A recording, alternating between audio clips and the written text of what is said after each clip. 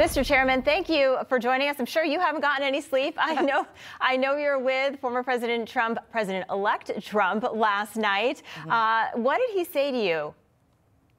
You know, honestly, it's a great opportunity, and we were just kind of talking through some of the mechanics of the different states that we're outlining that we still need to make sure that we get, over into the column. I think he just was very celebratory. He was very upbeat. He was excited. I think he had a chance to have his family around him that meant everything to him, and all of the people that have been on this campaign over the course of the last couple of years. It was a really neat experience, and I'm just honored to be a part of it.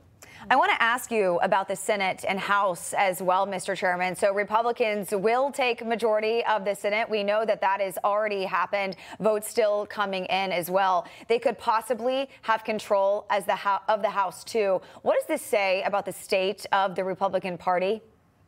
Well, we are unified. And I think that, what we're talking about here, winning the popular vote, winning the Senate the way that we have, and I do believe that we're going to hold on to that majority in the House. It really, truly gives Donald Trump a mandate for leadership here. It gives him an opportunity to put forward a bold agenda, an America First agenda that is going to serve every American family. And we're excited about now going into this transition team, being able to put together, the various plans that he's going to have.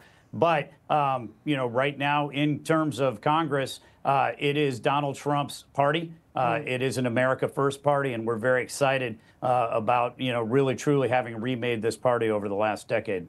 Yeah, Mr. Chairman, we're still looking at some key, Senate races that are waiting to be called, including Michigan with Mike Rogers and in Pennsylvania, Dave McCormick. How confident are you that they'll potentially win this seat?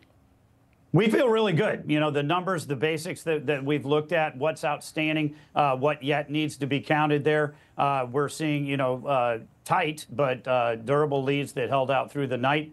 So we'll wait and see kind of when those get called. The nice thing about where we were with Donald Trump, it truly was too big to rig. And so, being able to put an end to all the speculation and everything else last night, to be able to go ahead and have a clear winner called, I think that makes a big difference as opposed to where we've been, in the past. And it is exciting. It is truly an opportunity here for us to move forward boldly and put together an agenda for every American family. I want to ask you about the impact of the states that Trump was able to flip. You look at states like Georgia and Nevada, and he won North Carolina and obviously Pennsylvania as well. And we're not talking about just by a few thousand votes. We're talking about hundreds of thousands of votes. What do you make of those numbers?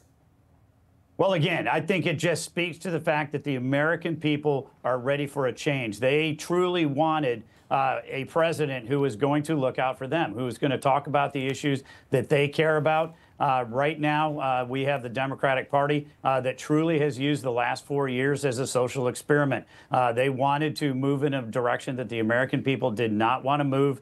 This is all about the American people standing up and saying, no, this is not the direction that we want to go. We want a president who's going to restore our economy, who's going to restore the southern border, and who's going to make sure that we're strong enough across the world to be able to protect our interests and our allies. We want a president who is going to stand up and back the blue, stand up and support our troops and our veterans and our military families, who's going to be a president for all Americans, not just the coastal elites that they were banking on with every single one of those policies.